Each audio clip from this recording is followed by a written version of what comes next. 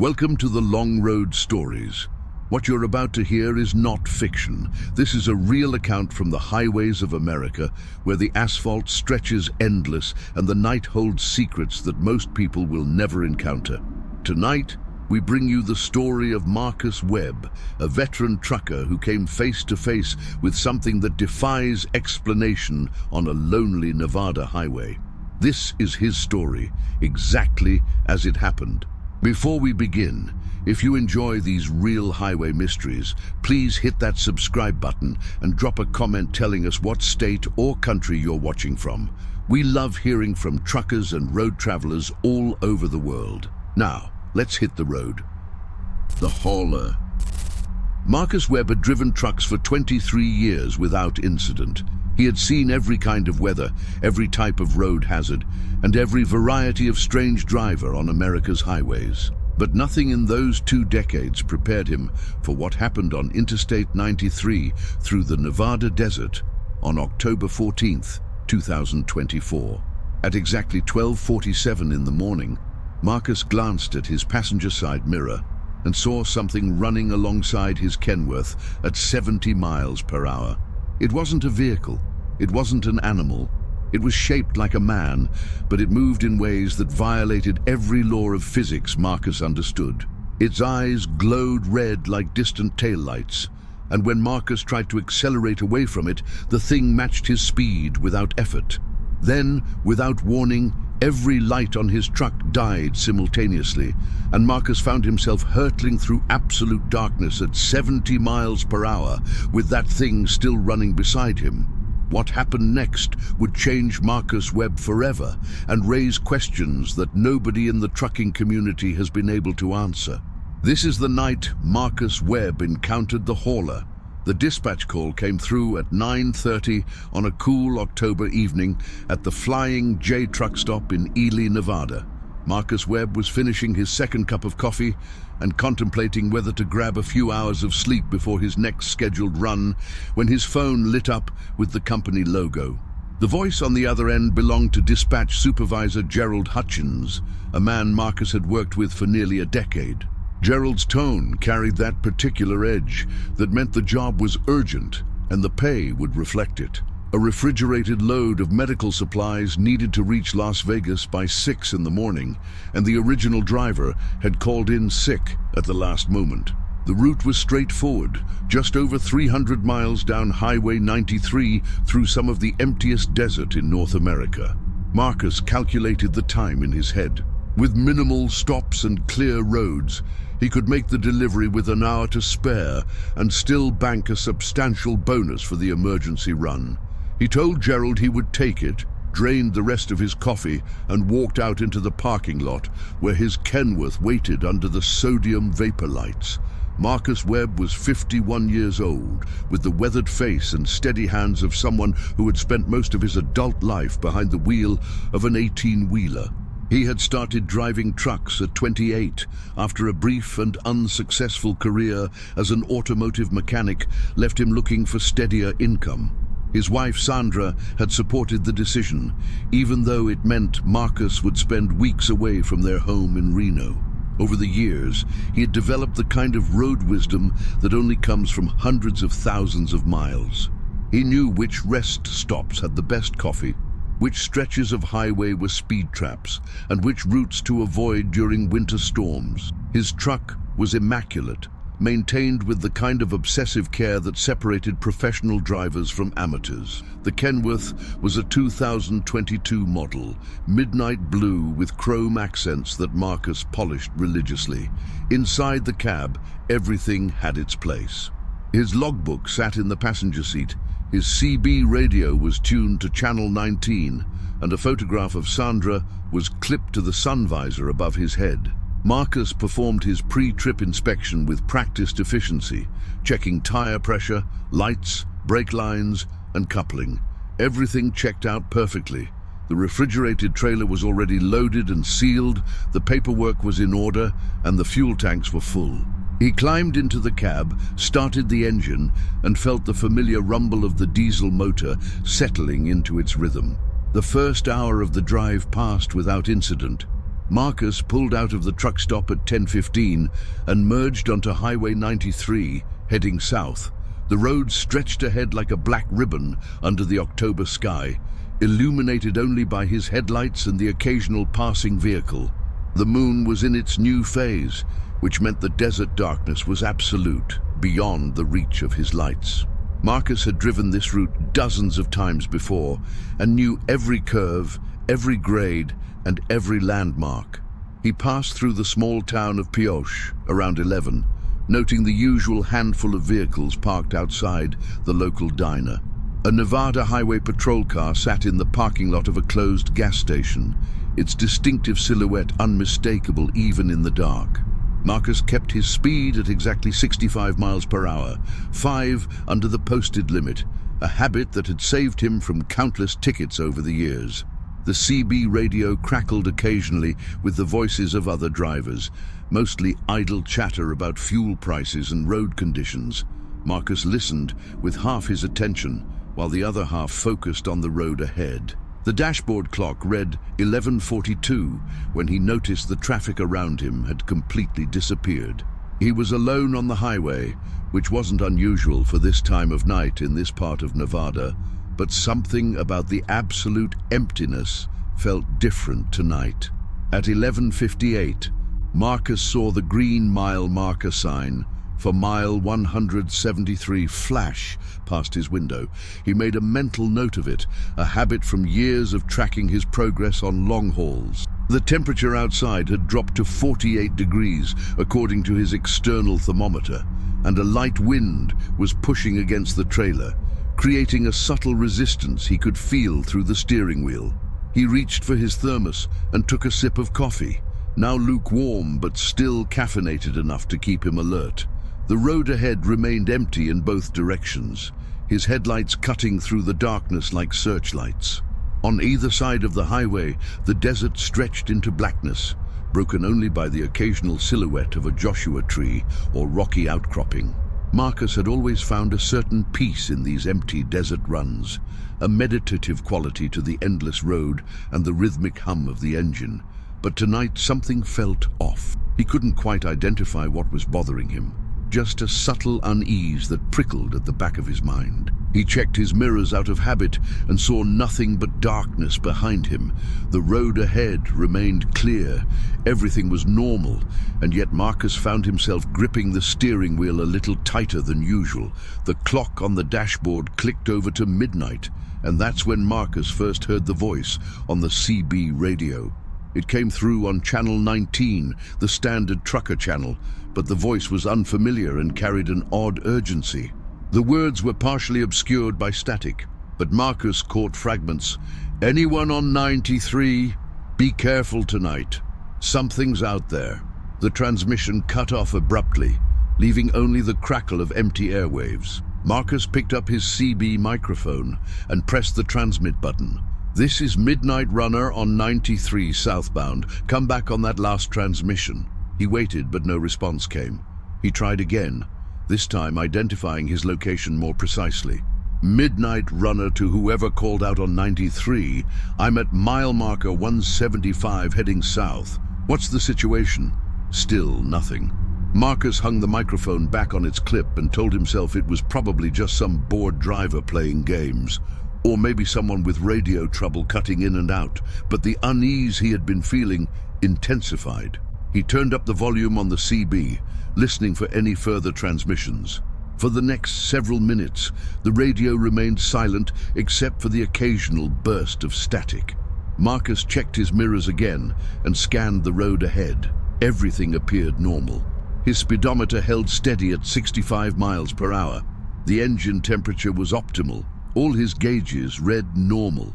There was absolutely no reason for the growing sense of dread that was settling over him like a cold blanket. At 12:17 in the morning, the CB radio crackled back to life. This time the voice was clearer, belonging to a different driver with a southern accent that Marcus didn't recognize. "Any rigs southbound on 93 through Nevada, y'all need to hear this. Something's been reported running alongside trucks after midnight. Some kind of, I don't even know how to describe it, black figure, moves faster than anything natural, goes by the name of the Hauler. If you see it, do not stop. I repeat, do not stop your vehicle. Keep moving and get to the nearest town with lights and people. The transmission ended, and for a moment the channel was silent. Then another voice came through, this one rough and older, clearly belonging to a veteran driver. That's a bunch of nonsense. I've been driving these roads for 30 years and never seen anything like that. Probably just some urban legend the young drivers are spreading to scare each other. A third voice chimed in, younger and defensive. I'm telling you what I heard from a driver at the Tonopah stop 2 days ago. Guy was shaking when he told the story. Said the thing ran beside his trailer for 20 miles before disappearing when he got near a town. Scratched up his trailer so bad he had to get it repainted. The older driver responded with skepticism. Scratches on a trailer. Could have been from anything. Tree branches, debris on the road, bad loading dock. You kids and your ghost stories. Marcus listened to the exchange with growing interest. He had heard plenty of trucker legends over the years. Stories about phantom hitchhikers, mysterious lights in the desert, and haunted stretches of highway were common entertainment during long nights on the road. Most of them were obvious fabrications or exaggerations of mundane events. But something about the tone of the younger driver's voice suggested genuine fear, not the performative storytelling that usually accompanied these tales. Marcus grabbed his microphone and keyed in. This is Midnight Runner. I'm solo on 93 southbound right now, just past mile marker 178. What exactly are we talking about here? What does this thing supposedly look like? The younger driver responded immediately. Tall, maybe 7 feet, completely black, like it absorbs light. Moves on 2 legs but runs faster than any vehicle. The main thing people report are the eyes, bright red like LED lights. It supposedly appears after midnight and only goes after solo drivers on empty stretches. Most sightings are between mile markers 170 and 210 on 93. You're right in the zone, man. Marcus felt a chill run down his spine despite himself. Mile marker 170 to 210 was exactly the stretch he was currently driving through, and he was indeed alone on an empty highway in the dead of night. He shook his head, annoyed at himself for letting a campfire story get under his skin. Appreciated for the heads up, Marcus transmitted back, but I've got a delivery to make, and I'm not letting ghost stories slow me down. I'll keep my eyes open and report back if I see anything unusual. He hung up the microphone and tried to focus on the road ahead. The rational part of his mind knew that what he had just heard was almost certainly folklore, the kind of modern myth that spreads through trucking communities like wildfire. The human brain was wired to see patterns and create narratives, especially in conditions of darkness and isolation. Every trucker had experienced the phenomenon of seeing things at the edge of their vision during long night drives, shadows that seemed to move or shapes that appeared human until you looked directly at them. Fatigue, darkness, and the hypnotic effect of highway driving could create vivid hallucinations in even the most experienced drivers. Marcus had once been convinced he saw a woman in a white dress standing on the shoulder of Interstate 80 in Wyoming, only to realize when he passed that it was a torn plastic bag caught on a fence post. The mind played tricks, especially after midnight. That had to be the explanation for whatever these other drivers had seen or thought they had seen. There was no such thing as a supernatural entity that ran alongside trucks at highway speeds. It was absurd on its face. But even as Marcus rationalized away the story, he couldn't completely shake the unease that had been building since midnight. He checked his mirrors more frequently than usual, scanning the darkness on both sides of the highway. The desert remained empty and silent. His headlights illuminated the white lane markers and the occasional reflective road sign, but nothing else. No other vehicles were visible in either direction. The isolation was complete. Marcus realized he hadn't seen another car or truck for nearly 20 minutes, which was unusual even for this remote stretch. He checked his fuel gauge and noted he had 3/4 of a tank remaining, more than enough to reach Las Vegas without stopping. His plan was to drive straight through without brakes, maximizing his time and getting this load delivered so he could head home to Reno. Sandra would be asleep by now, but he would call her in the morning after he got some rest.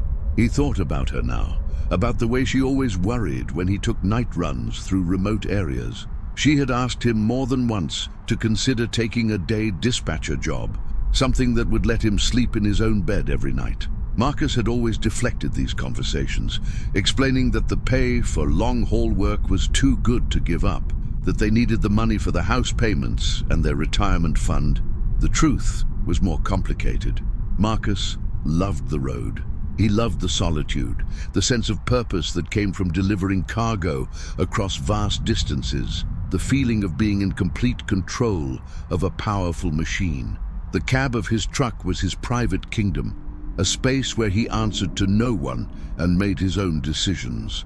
Out here on the empty highway at midnight, Marcus Webb felt more himself than he did anywhere else in the world. That's what made the growing sense of wrongness so disturbing. This stretch of road, which should have felt familiar and comfortable, was instead triggering every survival instinct he possessed. Something was wrong tonight. He couldn't explain it rationally, couldn't point to any specific thing that was out of place, but the feeling was undeniable. Marcus had learned over his years on the road to trust his instincts.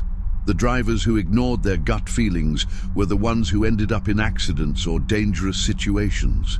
He turned the volume up on his CB radio, hoping to hear more chatter that might explain what was happening tonight, but the channel remained silent. Even the usual late-night conversations between insomniacs and night drivers had ceased. It was as if every trucker on the road had simultaneously decided to stop talking. The silence felt oppressive, unnatural.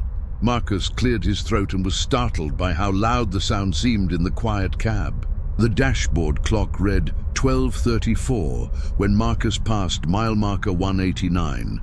He noted it automatically, his eyes scanning the illuminated sign as it flashed past his window. The road ahead curved gently to the right, following the contours of the desert landscape. Marcus downshifted smoothly, his hands and feet working in practiced coordination to manage the weight of the trailer through the turn. As he came out of the curve, his headlights swept across something on the shoulder of the road. For just a fraction of a second, Marcus thought he saw a figure standing motionless about 50 yards ahead.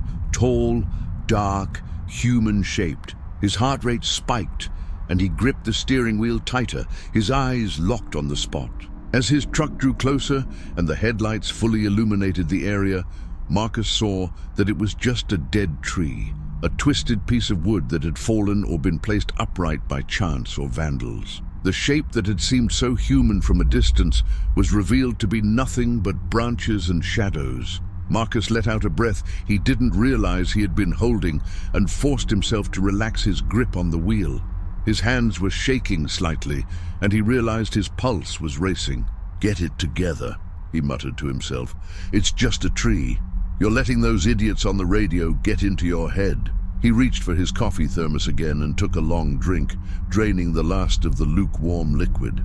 The caffeine would help, though what he really needed was to calm his nerves. Marcus had driven through far worse conditions than this. He had navigated mountain passes during blizzards, crossed the Rockies in high winds that threatened to tip his trailer, and driven through fog so thick he could barely see 10 feet ahead.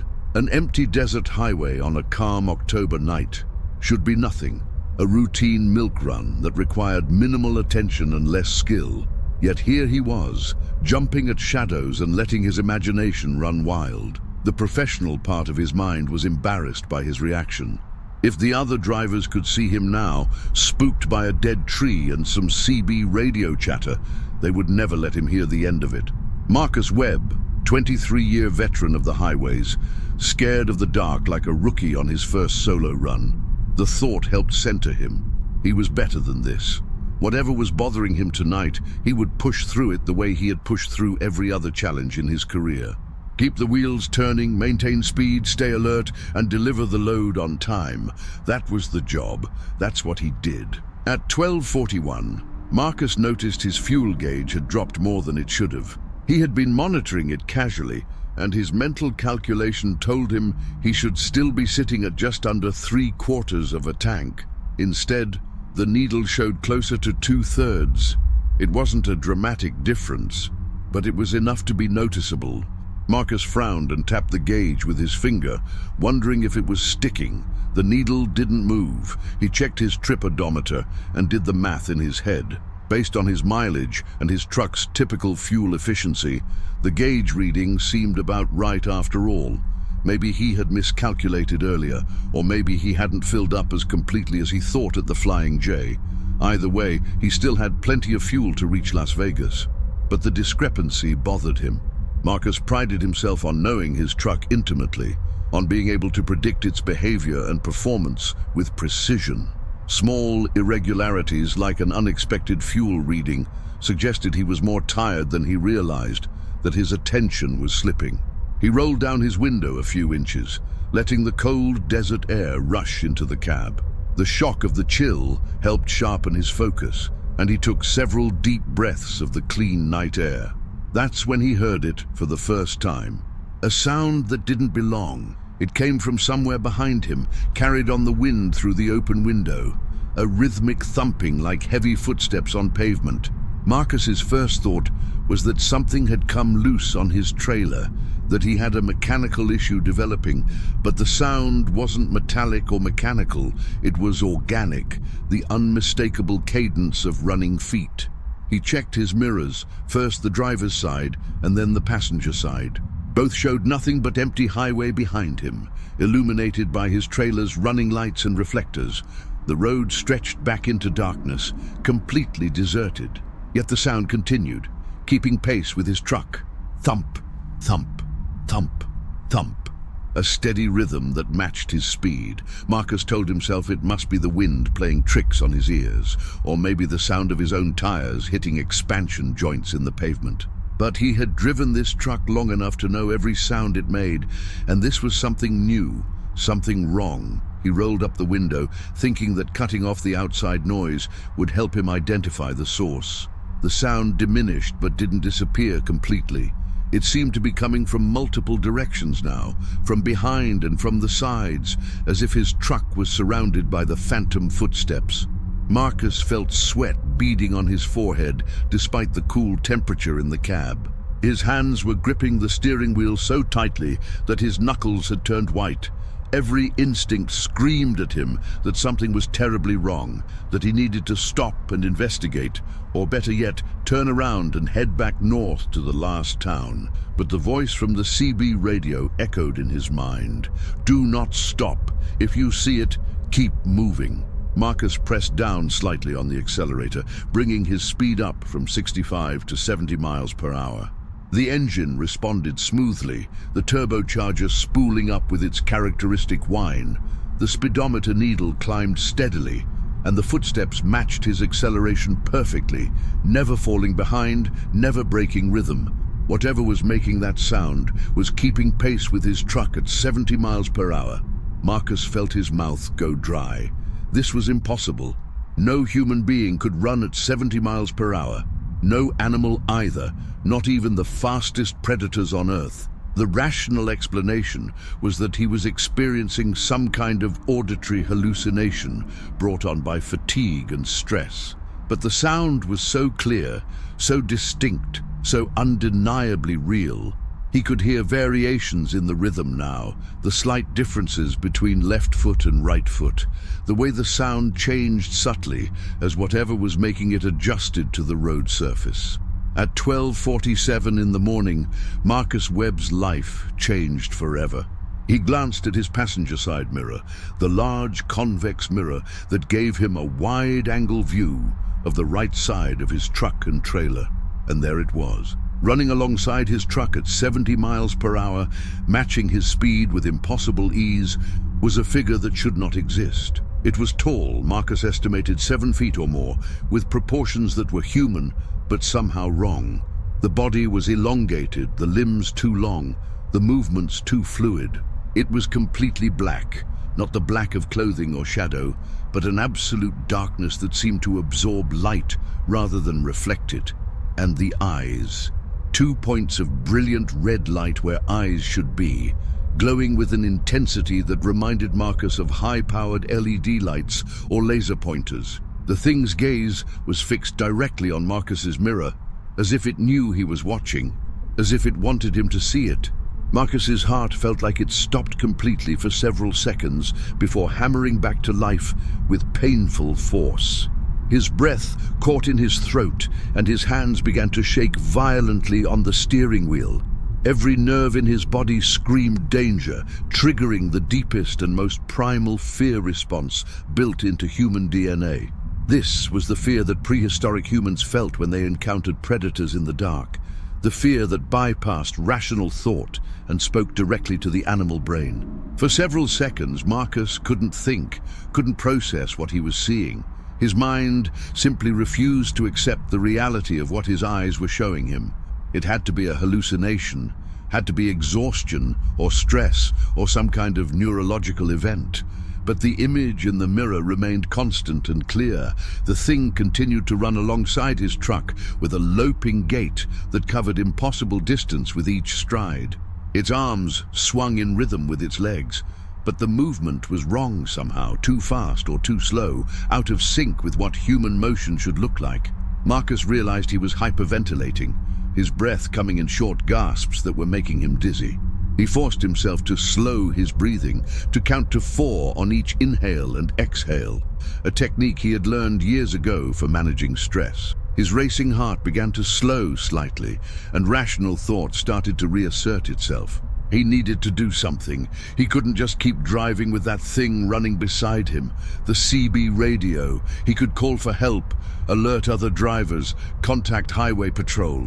Marcus reached for the microphone with a trembling hand, but before he could key the transmit button, the thing in his mirror changed its behavior. It surged forward with explosive speed, moving from the middle of his trailer to the front of his truck in less than 2 seconds. Now it was running directly beside his cab, its red eyes level with Marcus's window.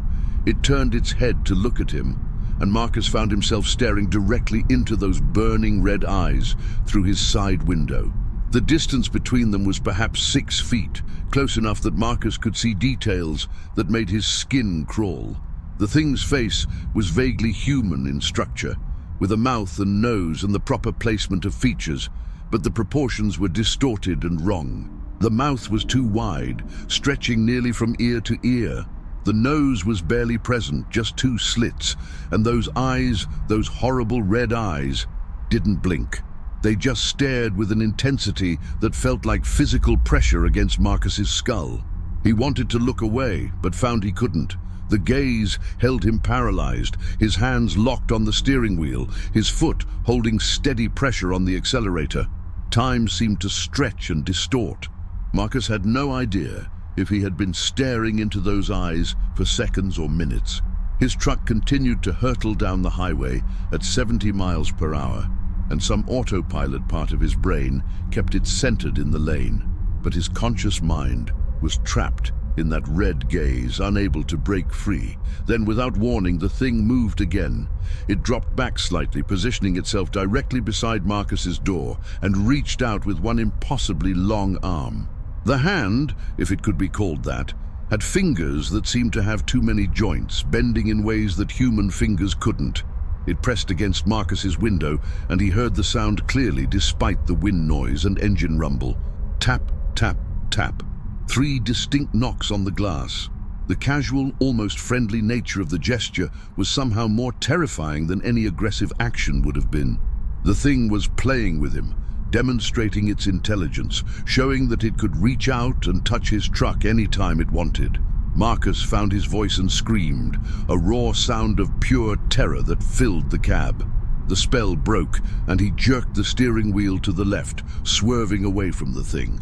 His truck crossed the center line into the northbound lane, which thankfully remained empty. The trailer behind him fishtailed slightly from the sudden movement, and Marcus fought to regain control, steering back into his proper lane. His eyes shot to the passenger mirror, expecting to see the thing still there, but it was gone. The space beside his truck was empty. Marcus checked all his mirrors frantically, scanning every angle. Nothing. The thing had disappeared. For a moment, Marcus felt a surge of relief so powerful it made him dizzy. Maybe it was over. Maybe whatever that thing was, it had satisfied its curiosity or completed its territory or given up the chase. Marcus allowed himself to believe this for approximately 15 seconds. Then his headlights began to flicker. The powerful beams that had been illuminating the road ahead dimmed, brightened, dimmed again in a rapid, stuttering pattern. The dashboard lights followed suit, all the gauges and indicators flashing on and off. Marcus felt his stomach drop. Electrical problems at 70 miles per hour in the middle of the Nevada desert with something impossible chasing him. This couldn't be coincidence. The thing had done something to his truck. Before Marcus could react, every light on his vehicle died simultaneously. The headlights went dark, the dashboard went black, the running lights, clearance lights, and trailer lights all extinguished at once.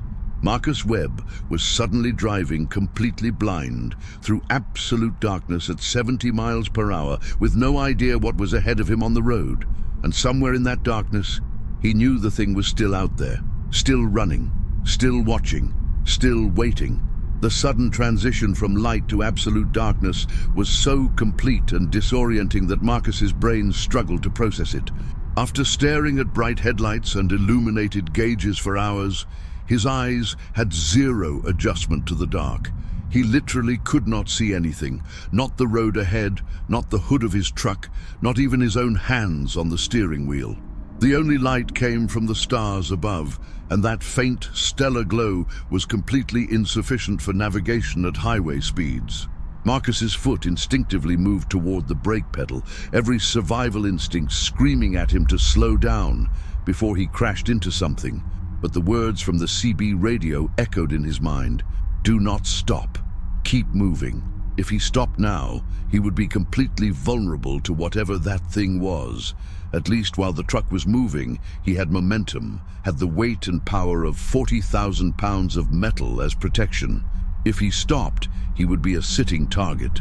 Marcus forced his foot back onto the accelerator, maintaining speed through sheer willpower, while his hands made tiny corrections to the steering wheel based on memory and feel rather than vision. He had been driving in a straight line when the lights failed, so he should still be centered in the southbound lane if he could just hold the wheel steady. The darkness seemed to press against the windows of his cab like a physical substance. Marcus's eyes strained desperately to pick up any detail, any hint of the road ahead. Gradually, very gradually, his night vision began to improve. The stars provided just enough ambient light that he could start to make out the general shape of the highway, a slightly lighter ribbon of pavement against the darker desert on either side. The white lane markers were invisible in the darkness, but the texture difference between asphalt and dirt created a subtle visual contrast. Marcus found himself navigating by this vague outline, steering to keep his truck positioned over what he hoped was the center of the road. His speed remained at 70 miles per hour, but it felt more like 700. Every second, he expected to feel the sickening crunch of his truck leaving the pavement and plowing into the desert, or worse, crossing into the northbound lane and colliding head-on with an oncoming vehicle. The fact that he hadn't seen another vehicle in over half an hour was small comfort. It only took one car, one truck, one motorcycle to create a fatal accident. And in this darkness, Marcus would have no warning until impact. His hands ached from gripping the steering wheel with desperate force. Sweat poured down his face despite the cool temperature in the cab. His breathing was rapid and shallow, and he could feel the beginning of hyperventilation making his fingers tingle. Marcus tried to force himself to breathe more slowly, to maintain some semblance of control over his panic. He needed to think clearly, needed to figure out what to do. The electrical system had failed completely. That meant more than just lights. His radio was dead, so he couldn't call for help. His cell phone was in his pocket, but he didn't dare take his hands off the wheel to reach for it. Even a second of inattention at this speed could be fatal. Besides, who would he call? What would he even say? Hello 911, my truck is being chased by a supernatural entity that just killed my electrical system. They would think he was drunk or having a mental breakdown. Marcus considered trying to restart his truck, turning the key to cycle the ignition and hopefully reset whatever had failed. But that would require slowing down significantly, and the risk of stalling completely was too high.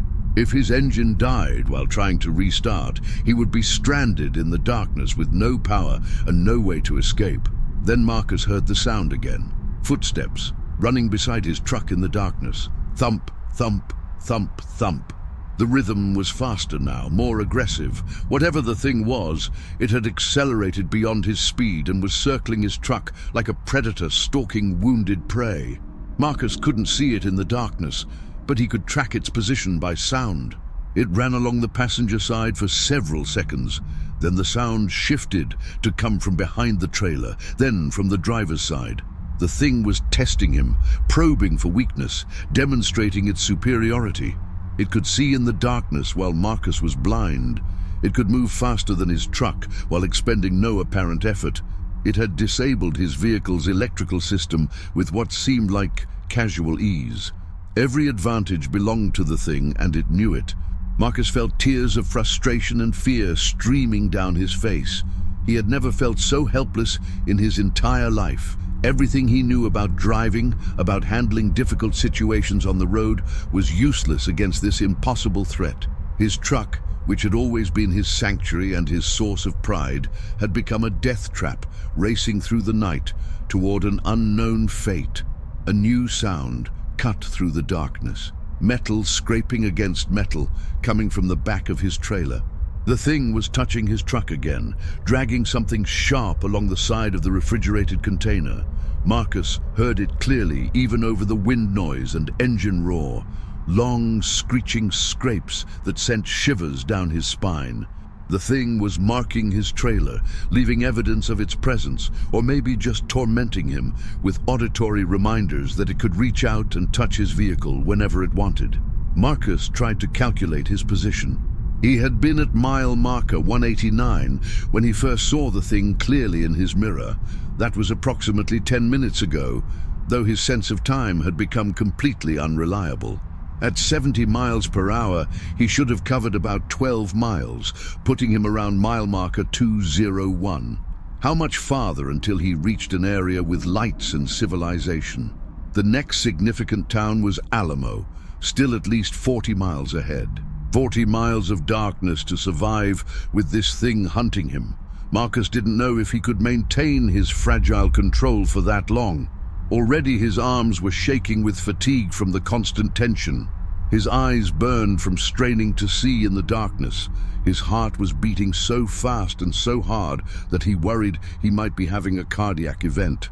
The footsteps changed pattern again, and Marcus realized with growing horror that the sound was now coming from multiple directions simultaneously. That was impossible unless there was more than one of them. The thought sent a fresh wave of panic through his chest. If there were multiple creatures, he had no chance at all.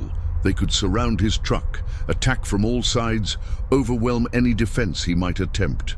But another part of his mind, the analytical part that had helped him survive 23 years on the road, suggested an alternative explanation. Sound could do strange things in the open desert, echoing off rock formations or distorting in the wind.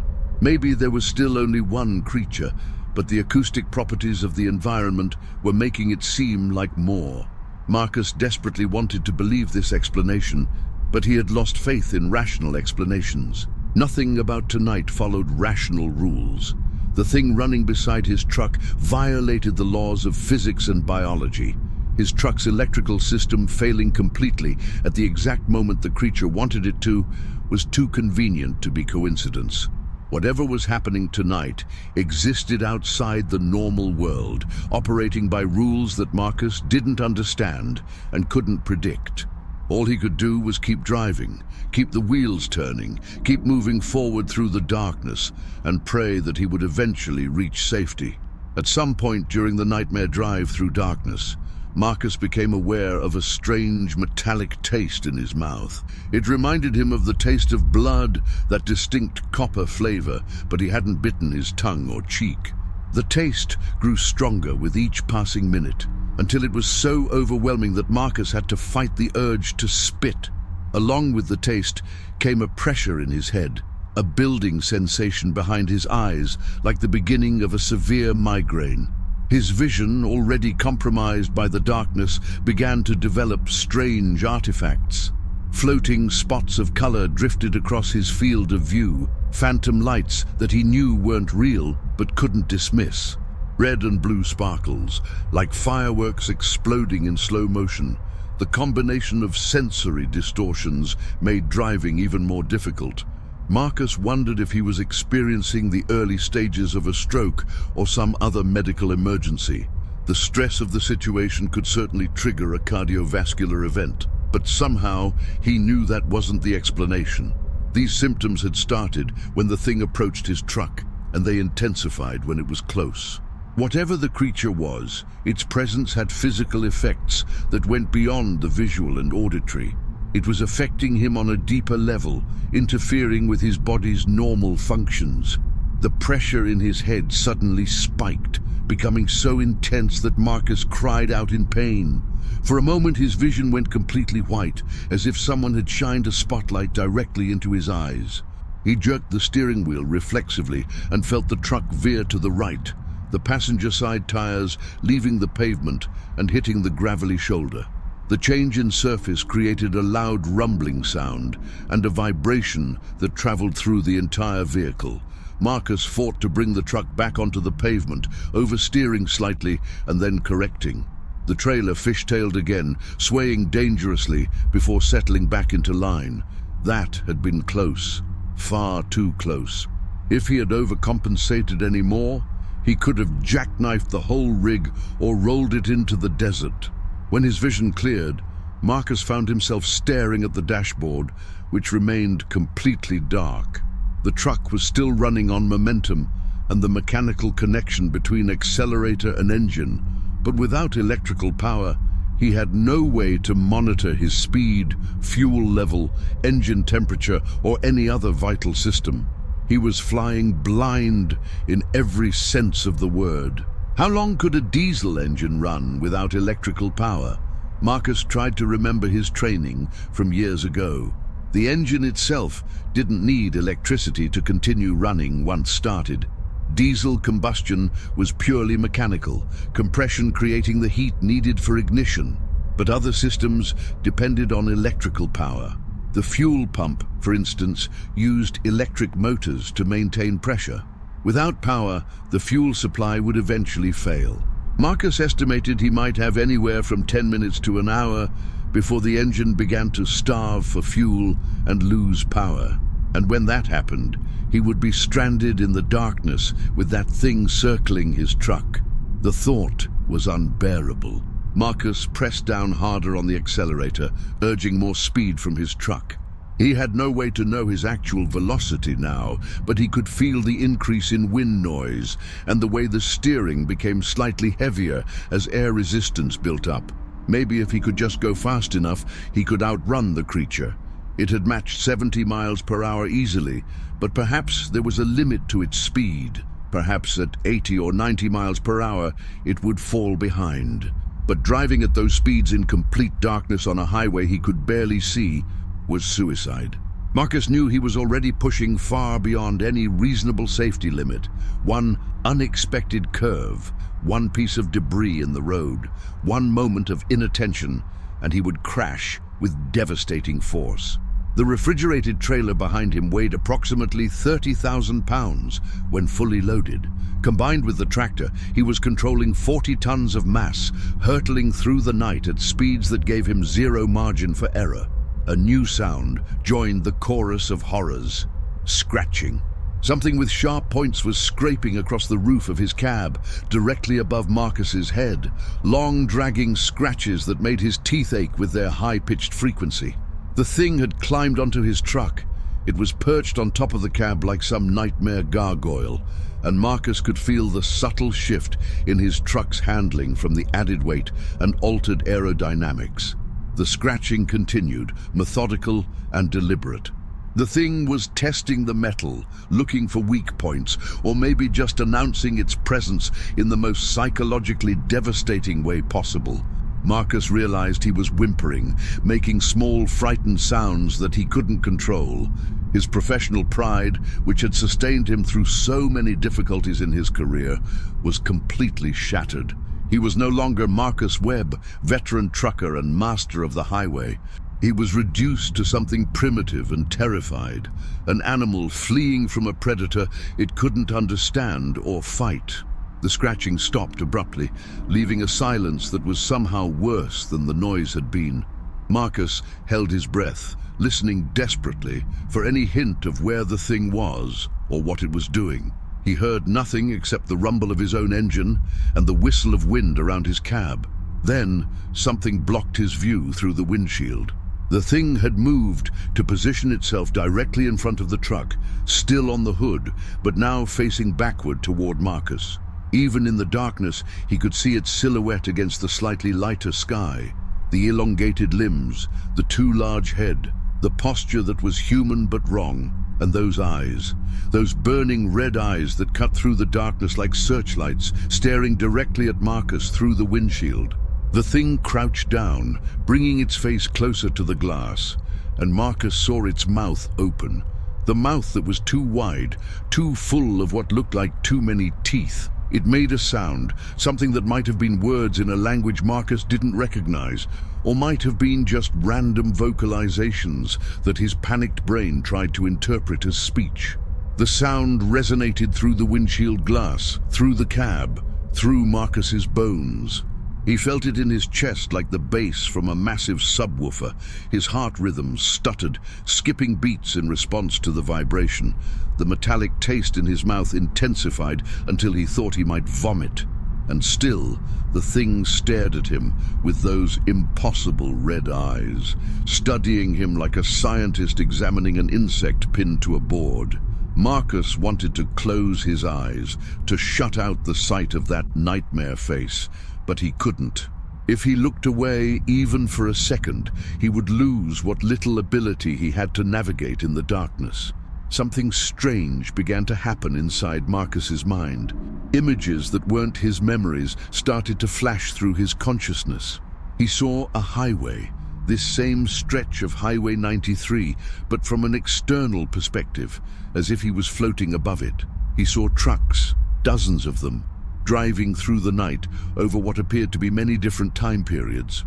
Some of the trucks were vintage models from decades past. Others were contemporary. Marcus watched as the thing, the creature that was currently perched on his hood, approached each truck in turn. Some of the drivers never saw it and continued on their way unharmed. Others saw it and reacted with the same terror Marcus was feeling. A few of those terrified drivers lost control and crashed, their vehicles tumbling into the desert or crossing into oncoming traffic. Marcus watched these crashes happen from the detached perspective of the visions, seeing the trucks crumple and burn, seeing the lives end in moments of violence. Was the thing showing him these memories? Were they memories at all, or predictions or warnings? Marcus couldn't tell. The visions continued, becoming more personal.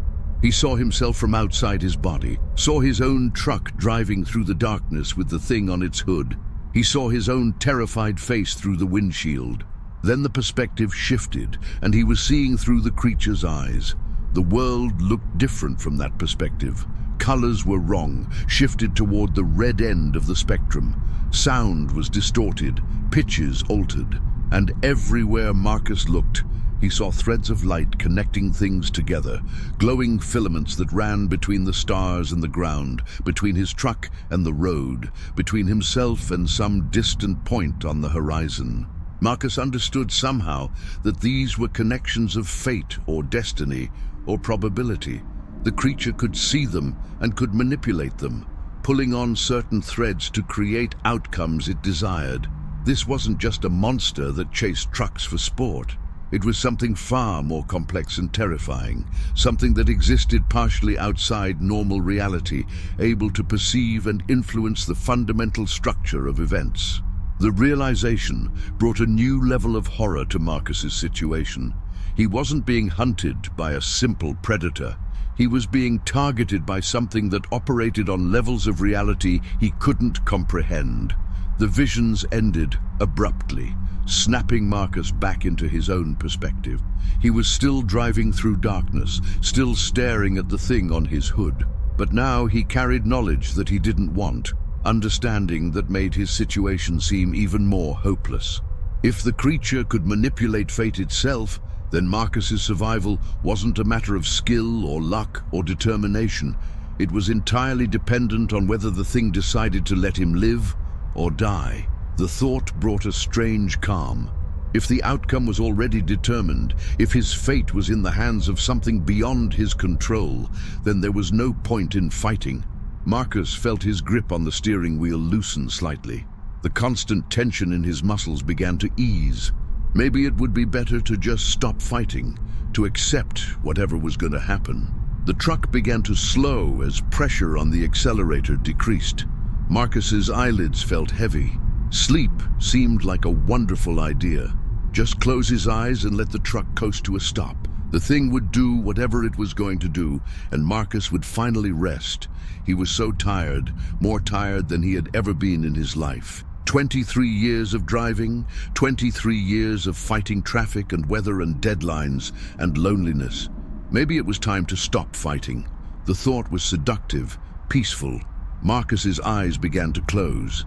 The truck slowed further, dropping below 60 miles per hour. The thing on the hood remained motionless, still staring at Marcus with those red eyes. It seemed to be waiting, watching to see what Marcus would decide. Then, Sandra's face appeared in Marcus's mind. Not a vision imposed by the creature, but his own memory of his wife. He saw her smile, heard her laugh, remembered the way she looked at him when he came home from long trips. She would be waiting for him in Reno, expecting him to call when he finished this delivery. If he gave up now, if he let this thing win, Sandra would never know what happened to him. The truck would be found eventually, crashed in the desert or sitting abandoned on the shoulder. There would be investigations and reports, but no real answers. Sandra would spend the rest of her life wondering what happened to her husband, living with uncertainty and grief. Marcus couldn't do that to her. Whatever this thing was, whatever power it had over fate and reality, Marcus still had choices. He could choose to fight, even if the fight was hopeless. He could choose to survive, even if survival seemed impossible. That choice belonged to him and no one else, not even a creature that could see the threads of destiny. Marcus's eyes snapped open fully and his foot slammed down on the accelerator. The truck surged forward, engine roaring as it returned to highway speed. The thing on the hood tilted its head, a gesture that might have been surprise or might have been approval. Its mouth opened again, but this time the sound it made seemed almost like laughter. Marcus shouted back at it, a wordless roar of defiance and determination. He didn't know if the thing could understand human emotion, but he wanted it to know that he wasn't going to be another easy victim.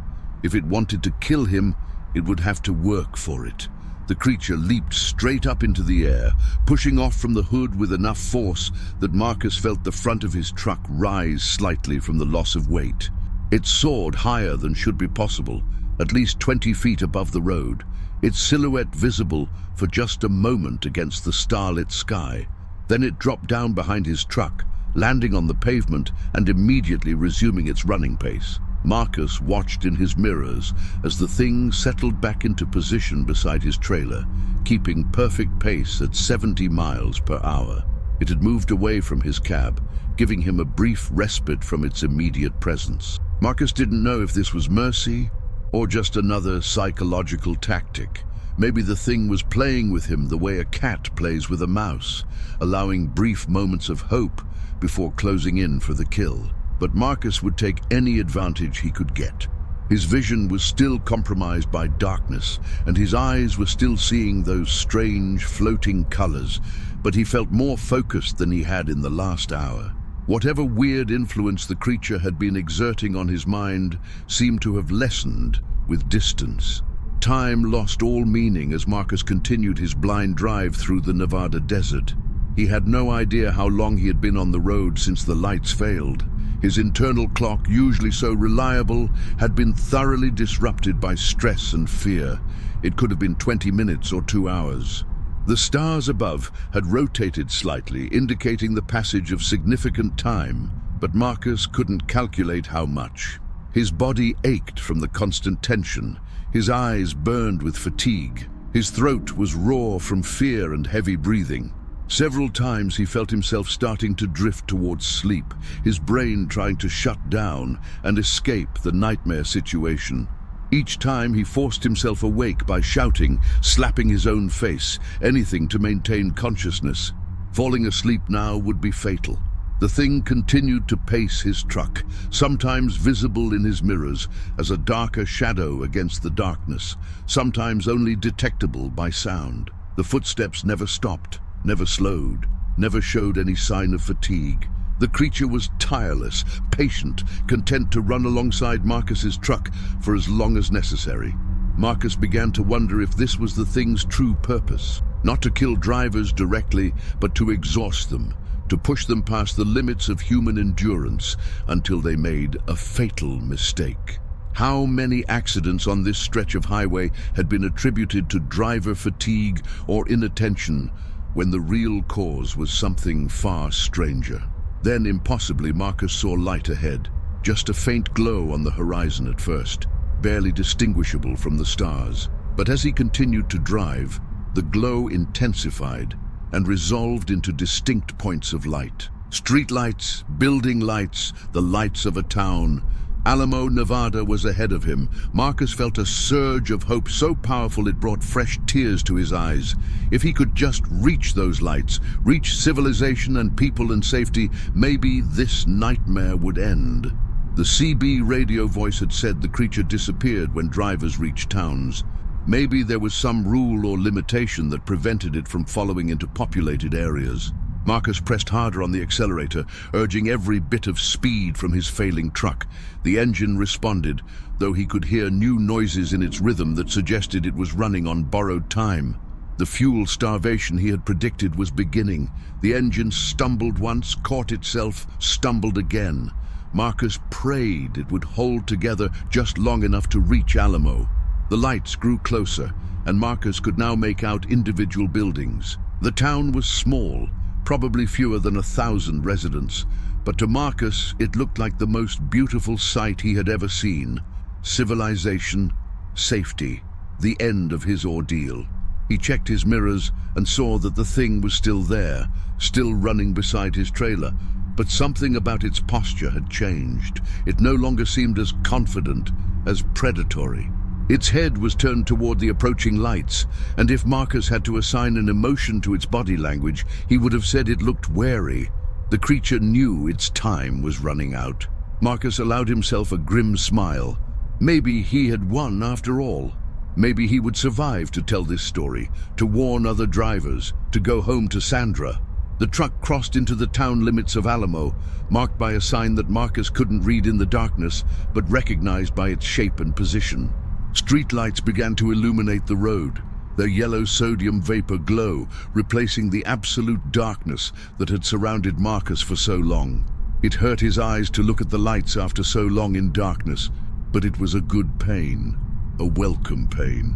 The engine coughed again, running roughly now. Marcus could feel the power dropping, but he was in town, surrounded by lights and buildings. He had made it. He began looking for a place to pull over, somewhere with lots of lights and hopefully some people around even at this late hour.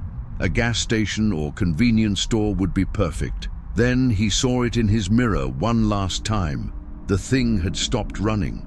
It stood in the middle of the highway behind his truck, illuminated by the streetlights, and Marcus got his first truly clear look at it. The creature was even more disturbing in the light than it had been in darkness. Its proportions were all wrong, limbs too long and body too thin.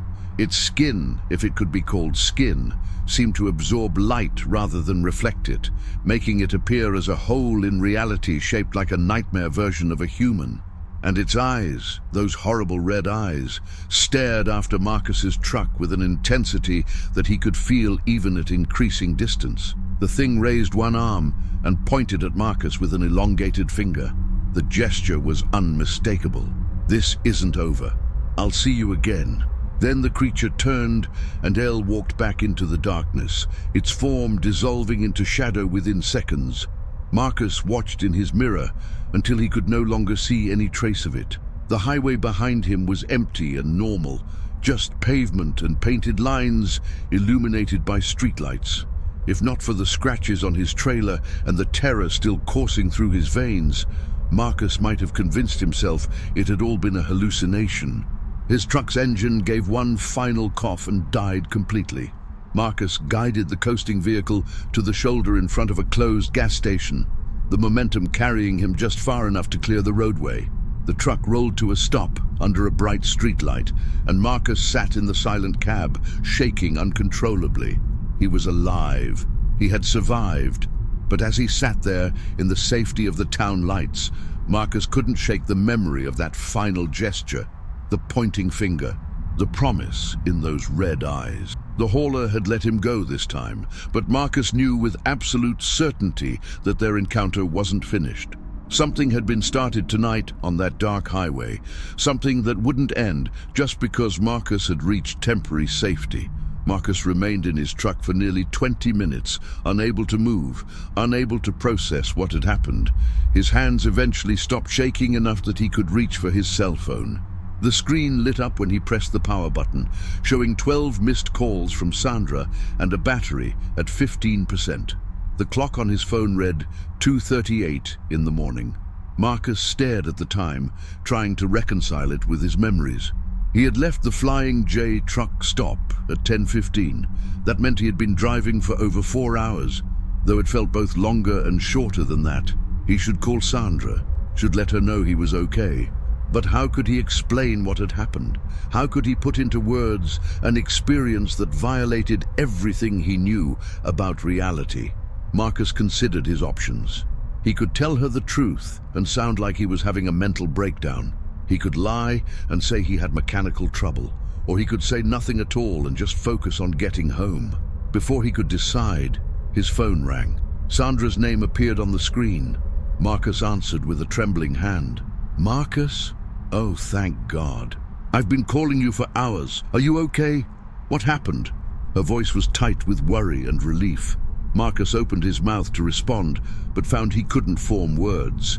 His throat closed up, and tears began streaming down his face. All the terror and stress of the night came pouring out in racking sobs that shook his entire body. Sandra's voice became more urgent. Marcus, talk to me. What's wrong? Are you hurt? Should I call someone?" Finally, Marcus managed to speak through his tears. "I'm okay. I'm in Alamo. The truck broke down, but I'm okay. It was a bad night, Sandy. Really bad." He could hear the confusion in her voice. "What happened? Was there an accident? Are you sure you're not hurt?" Marcus wiped his eyes and tried to steady his breathing. "No accident. Just mechanical problems, and I got spooked driving in the dark. I'm fine now. I'm in a safe place. I'll get the truck towed to a shop in the morning and catch a ride home. Can you come pick me up tomorrow?" Sandra agreed immediately, and they talked for a few more minutes, while Marcus carefully avoided giving any real details about what he had experienced. When they finally hung up, Marcus felt hollow and exhausted. He knew he should get out of the truck, should find a motel or at least walk to the gas station and ask to use their restroom. But the thought of leaving the cab, of being outside under the open sky, filled him with dread. What if the thing came back? What if it was waiting just beyond the edge of the lights? Marcus told himself he was being irrational. The creature had clearly been unable or unwilling to follow him into the town. The lights and civilization offered protection, but rational thinking had been thoroughly undermined by the events of the night. Marcus no longer trusted his understanding of what was possible and what wasn't. He compromised by locking all the doors of his cab and reclining his seat as far as it would go. He would try to sleep here in the truck, under the streetlight, where he felt at least marginally safe. Sleep came eventually, though it was fitful and filled with nightmares. Marcus dreamed of running through darkness, while red eyes watched from every direction. He dreamed of his truck flying off the road and tumbling through empty space forever. He dreamed of the thing's too wide mouth opening to speak words in a language that made his ears bleed. He woke repeatedly throughout what remained of the night, each time checking his mirrors to make sure nothing was lurking outside. Dawn finally came, the sky lightening from black to deep blue to pink and orange. Marcus had never been so grateful to see the sunrise. Daylight felt like a shield, a protection against the horrors of the night. He climbed out of his truck on shaky legs and walked around to inspect the damage.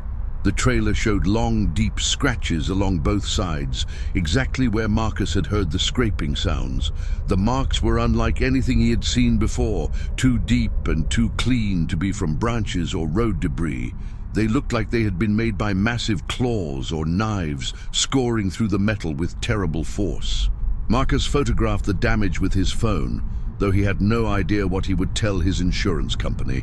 On the roof of his cab, he found more scratches, these ones forming what almost looked like symbols or letters in an unknown alphabet. Marcus stared at them for a long time, trying to decide if they were intentional marks or just random damage that his pattern-seeking brain was interpreting as meaningful. Either way, they were evidence that something had been on top of his truck during the night. Something heavy enough and strong enough to damage hardened steel.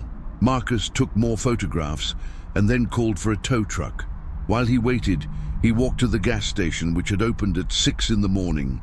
The attendant was a young man who looked barely out of high school. Marcus bought coffee and a breakfast sandwich, then asked casual questions about the area. "You ever hear stories about strange things on Highway 93 at night? Anything unusual?" The attendant gave him an odd look, but nodded slowly. "Yeah, there's stories. Old-timers talk about something they call the hauler. Supposed to be some kind of ghost or demon that chases trucks. But that's just local legend stuff, you know, something to tell tourists." Marcus felt a chill run down his spine. "Have you ever seen it? Or talked to anyone who has?" The attendant shrugged. "My uncle says he saw something weird out there about 10 years ago. Something running beside his truck that shouldn't have been able to keep up. But he's also the kind of guy who believes in Bigfoot and UFOs, so I don't know how much stock to put in it." "Why, did you see something?" Marcus hesitated, then shook his head. "No, just heard some chatter on the CB radio last night. Made me curious." He took his coffee and sandwich back to his truck to wait for the tow. The mechanic who eventually came to look at his truck was an older man named Ray, who operated a small repair shop on the edge of town. Ray spent 15 minutes examining the electrical system before delivering his verdict. "Every wire and circuit in your electrical harness is fried. I mean completely destroyed, like someone ran massive current through the whole system all at once. I've never seen anything like this. It's not something that happens from a short circuit or a failed alternator. This is like your truck got hit by lightning." Marcus spent 3 days in Alamo, while Ray worked to completely rewire his truck's electrical system. The job was extensive and expensive, requiring parts to be shipped in from Las Vegas. Marcus stayed at a small motel on the main street, sleeping poorly and jumping at every sound outside his window at night. Sandra drove down on the second day and stayed with him, providing comfort and asking questions that Marcus deflected with partial truths and vague explanations. He could see the worry in her eyes, could tell that she knew something significant had happened that he wasn't sharing, but she didn't push, just held him when he woke from nightmares, and reminded him that he didn't have to keep driving trucks if the job was becoming too stressful. Marcus considered her suggestion seriously. Maybe it was time to retire from long-haul work to find something safer and less isolating. He had enough money saved that they could manage on a smaller income for a while. But even as he contemplated quitting, Marcus felt a strange pull. The road was calling to him, and not just in the metaphorical sense that truckers often described. He felt an actual compulsion, a need to get back behind the wheel and drive through the night again. The thought disturbed him deeply. After what he had experienced, After coming face to face with something that should not exist, Marcus should be traumatized into never wanting to drive at night again. Instead, he found himself thinking about the highway, about the darkness, about the possibilities that existed beyond the safe boundaries of daylight and civilization. When Ray finally finished the repairs and Marcus's truck was ready to drive, he made a decision that surprised even himself. He told Sandra to drive back to Reno without him. He would complete the delivery to Las Vegas that he had abandoned, and then he would drive home on his own schedule. Sandra protested, worried about him being alone after what she called his episode. But Marcus was insistent. He needed to do this, needed to prove to himself that he could still drive at night without falling apart. He needed to confront his fear of the darkness and whatever might be lurking in it. Sandra eventually relented, making him promise to call her every few hours and to stop immediately if he felt unsafe. Marcus agreed to her terms and watched her drive away in her car, heading north toward home. Then he climbed into his newly repaired truck, started the engine, and listened to it purr with perfect mechanical health. All the gauges showed normal readings. The lights worked flawlessly. The radio crackled to life on Channel 19. Marcus pulled out of Ray's repair shop and headed south toward Las Vegas to complete his original delivery. The drive in daylight was uneventful and almost boring after the intensity of his previous attempt. He delivered the medical supplies late, but still within acceptable parameters, collected his payment, and then faced the decision of when to start his drive home. It was 4 in the afternoon. If he left now, he would reach the stretch of Highway 93 where he had encountered the hauler well before dark. He would be home by midnight, sleeping in his own bed beside Sandra. It was the safe choice, the smart choice. Instead, Marcus found a truck stop in Las Vegas and waited. He had dinner, took a nap in his cab, and watched the sun set over the desert. When full darkness had fallen and the clock showed 10:30 at night, Marcus started his engine and headed north on Highway 93. He told himself he was just testing his nerves, proving that he could drive this route at night without panic. But deep down, he knew the truth. He was hoping to see it again. He was hoping the hauler would return. The first hour passed without incident. Marcus drove through the darkness with all his lights functioning perfectly, the road clearly visible ahead. His CB radio remained silent. The highway was empty except for the occasional passing vehicle.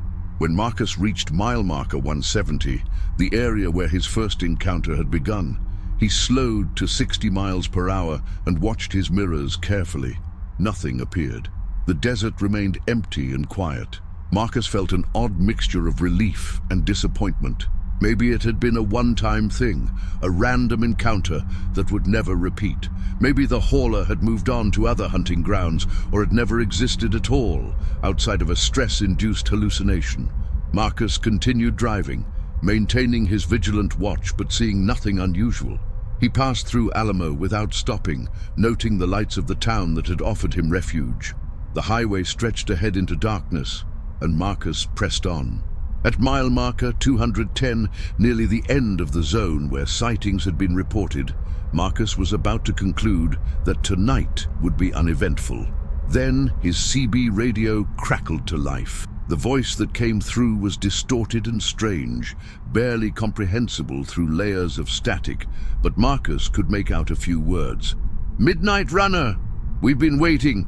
Welcome back to the road." Marcus grabbed his microphone. "Who is this? Identify yourself." Only static answered him. Then in his passenger side mirror, Marcus saw a flicker of movement in the darkness beyond his headlights. A shadow detaching itself from the greater darkness. Red eyes appeared in the distance, growing closer with impossible speed. The hauler was running toward his truck, and this time Marcus wasn't afraid. He was fascinated. He maintained his speed and watched as the creature drew alongside his trailer, matching his velocity with ease. It ran beside him for several seconds, then moved forward to position itself next to his cab. Marcus turned his head and looked directly at it through his window. The thing looked back at him with those burning red eyes, and Marcus thought he detected something new in its posture. Not hostility or hunger, but curiosity, recognition. The creature had marked him during their first encounter, had chosen him for some purpose Marcus didn't yet understand. And now it had returned to continue whatever game or test or relationship it was establishing. Marcus made a decision that would change the course of his life. Instead of trying to outrun the creature or reach safety, he maintained his speed and simply drove alongside it. The thing seemed to understand and accept this. It matched his pace, neither attacking nor fleeing, just running beside his truck through the Nevada night. They continued this way for miles, man and monster sharing the dark highway in a strange companionship that defied all logic and reason. Eventually, as dawn began to lighten the eastern horizon, the hauler veered away from Marcus's truck and disappeared into the desert. Marcus continued home to Reno, arriving just as Sandra was making breakfast. He told her the drive had been uneventful and peaceful. He didn't mention his passenger on the dark highway. Over the following months, Marcus continued to drive trucks, always taking night runs when they were available, always traveling through Nevada when he could arrange it. And sometimes, not every time, but often enough to establish a pattern, the hauler would appear in his mirrors and run alongside his truck through the darkness. Marcus never learned what the creature truly was, or what it wanted. He never discovered why it had chosen him or what their strange encounters meant. All he knew was that the highway held secrets that most people would never encounter, and that he had been granted a glimpse into a deeper reality that existed alongside the mundane world. The road had changed him, and he would never see it the same way again. Some mysteries are never meant to be solved, only experienced and remembered.